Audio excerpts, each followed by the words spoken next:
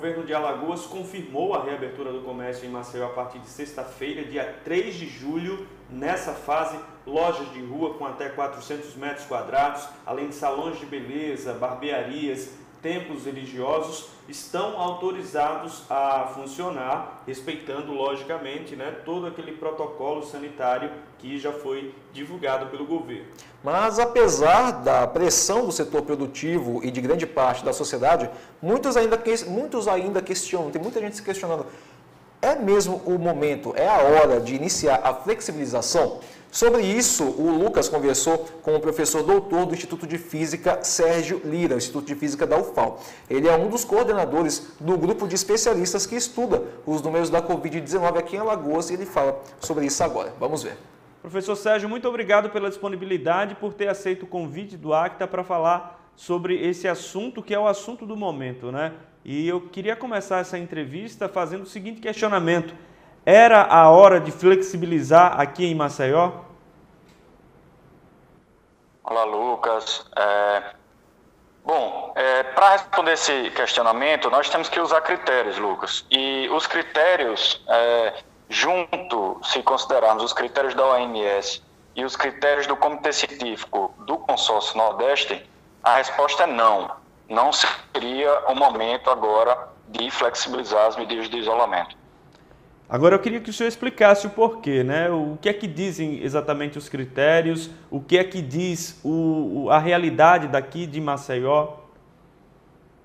Bom, de acordo com a OMS, ela aponta, desde abril, critérios que deveriam nortear os planejamentos de uma flexibilização ou uma reabertura frente à pandemia de Covid-19.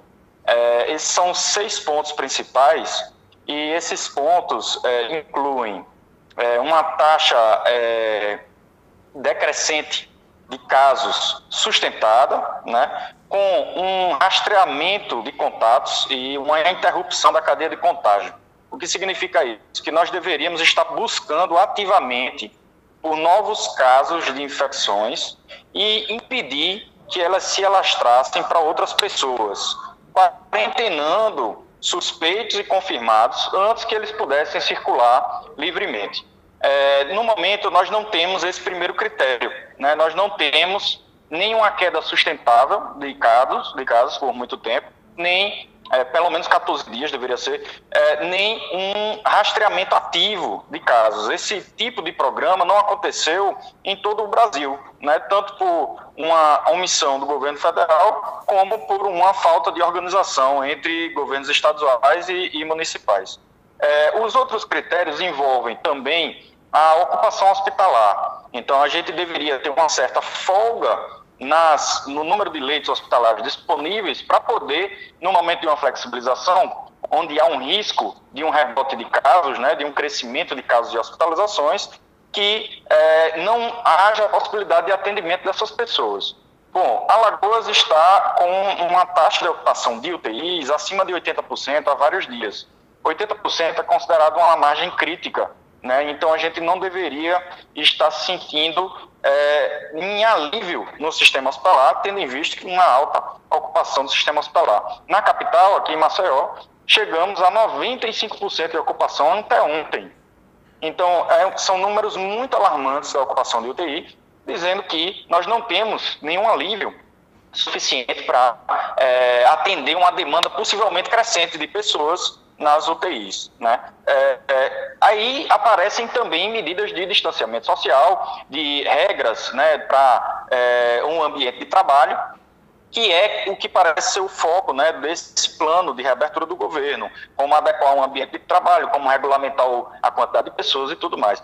Mas, além disso, existem critérios importantes a serem obedecidos, como esses 2 que eu falei primeiro, e outro que eu gostaria de mencionar, que é um critério da OMS, é uma recomendação dos especialistas, é investir na prevenção, no sentido de distribuir máscaras para a população, educar a população no uso de máscaras, e se certificar com pesquisas de consulta à população, se ela sabe da gravidade do risco da pandemia e se ela sabe como se proteger e como proceder caso haja uma manifestação de sintomas, como procurar atendimento, o que fazer, né? Um estudo de Oxford, que saiu há menos de 2 semanas, de uma escola de governança de Oxford, avaliou 8 capitais no Brasil, e nessas 8 capitais, Maceió não entra, mas nas 8 analisadas, esses critérios ficam reprovados. Então, eles mostram que nessas 8 capitais onde há planos de reabertura,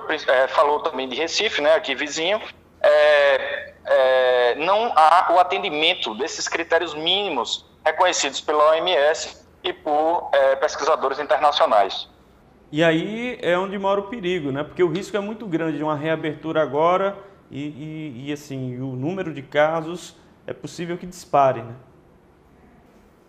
É verdade. Então, o prognóstico é esse, né? O que a gente vê, tanto em estados brasileiros, né, cidades brasileiras que adotaram uma flexibilização numa situação parecida com a nossa, que significa, nós aqui em Maceió e no estado de Alagoas, estamos perto de uma estabilização de casos e de mortes.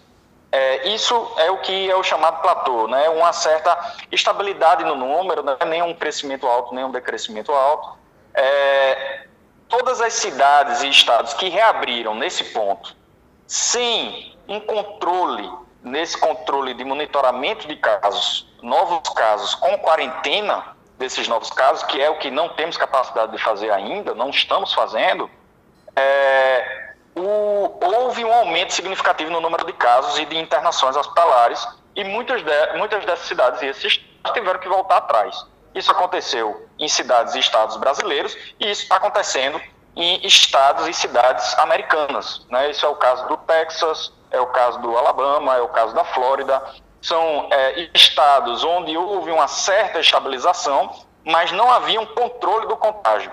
E ao reabrir, houve, né, numa flexibilização, um alto número um alto rebote de casos, né? Um número crescente, tanto de casos como de internações. E aí, com os números que temos hoje em Maceió, a situação pode ficar complicada, né? Os números que eu falo de leitos de hospital e principalmente os de UTI, né? Que ontem, no dia da flexibilização, o índice estava em 88%.